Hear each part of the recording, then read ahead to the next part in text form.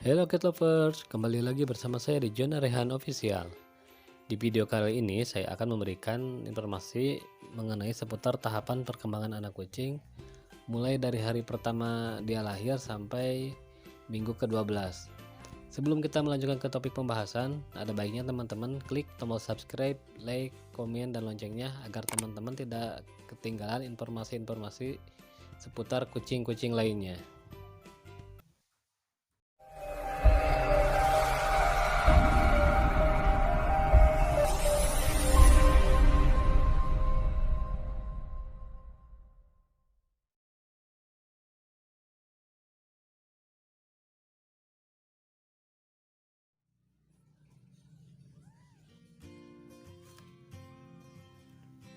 Anak kucing dilahirkan ke dunia dengan kemampuan adaptasi yang masih terbatas.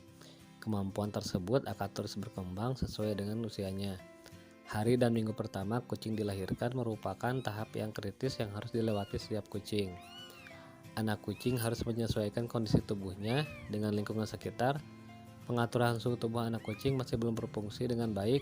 Oleh karena itu, sebagai pemilik, kita wajib membantu dan mengamati perkembangan pada tahapan awal ini.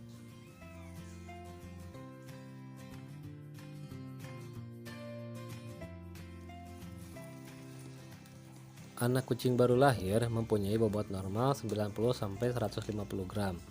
Di bawah itu, anak kucing tidak dapat bertahan hidup lama.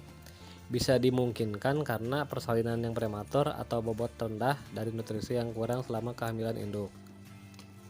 Setelah anak kucing lahir, segera beri kehangatan dengan meletakkannya di bawah cahaya lampu 5-10 watt, kain, kertas, atau dengan memberi botol berisi air hangat yang dibungkus handuk atau kain di bawah tempat tidurnya itu. Begitu persalinan seluruh anak selesai, anak kucing dapat diberikan pada induknya untuk disusui. Bila anak kucing langsung dibiarkan bersama induknya, dikhawatirkan akan terinjak oleh induk yang kelelahan ketika bersalin. ASI atau air susu induk kucing akan memberi antibodi untuk membantu melindungi tubuh dari infeksi. Kemampuan anak kucing menyerap ASI dan antibodinya akan meningkat setelah 24-48 jam. Anak kucing yang baru lahir bisa mengalami penurunan bobot. Itu disebabkan oleh cairan ketuban selama dalam rahim induknya mulai menghilang dari tubuhnya. Setelah hari kedua dan seterusnya, bobotnya akan terus bertambah berkali-kali lipat. Umumnya anak kucing mengalami kenaikan berat tubuh 10-30 gram setiap hari. Pengecekan kondisi induk dan anak kucing dapat dilakukan pada 1-3 hari pertama selama 2 jam sekali, dengan tujuan memastikan anak kucing tidak rewel karena tidak kebagian susu atau tertindih induknya. Induk kucing dapat melahirkan hingga 10 ekor anak kucing, namun ia hanya mampu maksimal mengasuh 4 ekor anak kucing dengan baik. Selebihnya kita perlu menanganinya sendiri. Anak-anak kucing yang kalah berebutan ASI dengan memberikan susu khusus kucing atau susu formula dengan kadar laktosa rendah. Anak kucing tidak mempunyai kemampuan penyerapan laktosa dengan baik. Pemberian susu buatan itu menggunakan pipet dan jumlahnya harus sesuai dengan usia kucing. Bila kucing kekenyangan akan mengeluarkan buih susu dari mulutnya. Pilihan ASI merupakan makanan pertama bagi anak kucing yang paling baik.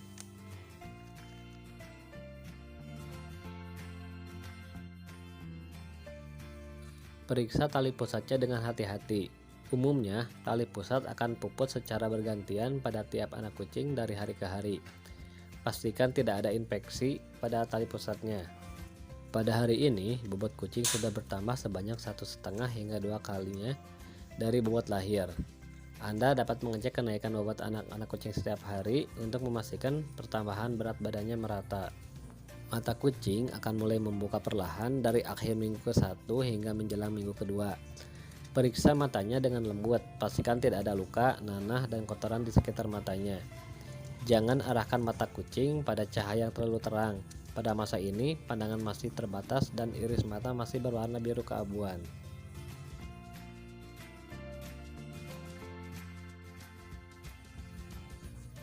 Pada minggu ini, berikan susu pengganti untuk bayi kucing bila dirasa induk tidak mampu memberikan ASI karena radang pada puting susunya. Perawatan puting susu induk dapat dilakukan dengan cara membersihkan bagian kerak susu yang menempel pada sekitar puting dengan kapas yang dibasahi air hangat atau minyak laktasi. Umumnya kerak susu memiliki warna kecoklatan. Pakan kepada induk yang menyusui diberikan dengan frekuensi yang lebih sering, yaitu 5-8 kali dengan nutrisi yang penting berupa EPA, AA, omega 3 dan 6, vitamin B12 atau B1, vitamin A dan D, zinc, asam linoleat, protein, serta di beberapa jenis lemak esensial.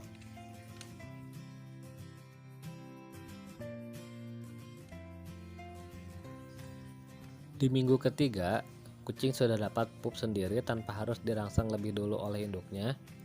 Anda dapat menempatkan kucing pada wadah berisi pasir yang terbuat dari kayu, kertas daur ulang, atau pasir. Perhatikan ketika anak kucing berlatih, awasi jangan sampai ia memakan pasir pupnya. Anda dapat menghindari hal tersebut dengan menempatkan pasir terjadwal.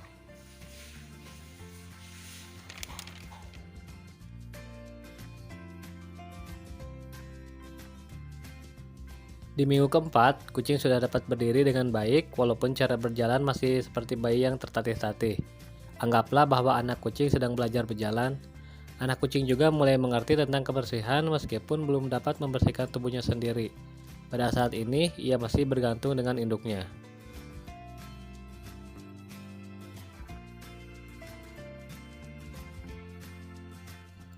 Di minggu kelima, kucing perlahan-lahan dapat disosialisasikan atau dikenalkan dengan kucing-kucing dewasa lainnya. Ia juga akan mengalami tumbuh gigi sehingga mulai belajar mengunyah sesuatu, termasuk makanan induknya. Berikan anak kucing pakan padat atau semi padat lebih dahulu, contohnya memberikan pakan kucing khusus bayi, kucing usia 0-4 bulan yang disediakan di pet shop. Pakan ini memiliki tekstur yang lembut berbentuk seperti daun semanggi dengan ukuran kecil sehingga anak kucing mudah mengunyahnya. Pilihan lain adalah dengan mengenalkan makanan kering atau padat dengan merendam pakan dalam susu kucing atau air hangat, perlahan-lahan kurangi kandungan airnya.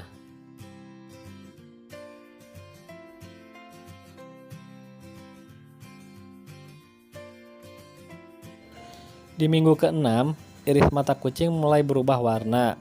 Warna iris akan berubah lagi hingga usianya menginjak 2 bulanan. Anak kucing juga dapat mengalami pergantian gigi susu menjadi gigi dewasa.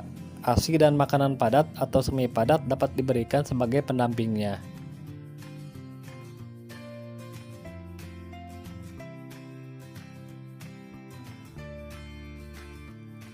Di minggu ke-7, anak kucing sudah dapat diberikan obat cacing dan dimandikan. Perkiraan cuaca saat memandikan anak kucing dilakukan pada saat cukup hangat sekitar jam 9 sampai jam 11 dengan menggunakan air hangat. Memandikan anak kucing cukup dilakukan saat bulunya tampak kotor saja. Untuk pemberian obat cacing khusus anak kucing dapat dikonsultasikan dulu dengan dokter hewan sebelum diberikan kepada anak kucing tersebut.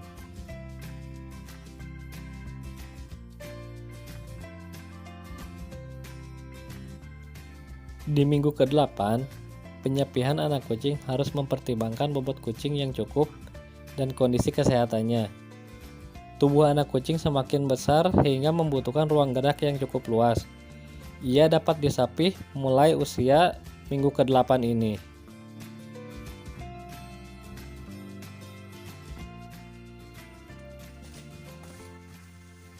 Pada minggu-minggu berikutnya, bobot anak kucing akan terus bertambah. Tubuhnya membesar seiring dengan pertumbuhannya. Waspadailah bila anak kucing mulai terserang penyakit, segera bawa ke dokter hewan bila anak kucing tidak nafsu makan atau tampak lemas dan sakit. Anak kucing masih belum diperbolehkan bermain di luar rumah bersama kucing liar bila belum mendapatkan vaksinasi. Pengaturan jadwal vaksinasi dapat dilakukan setelah bobot anak kucing di atas 1000 gram.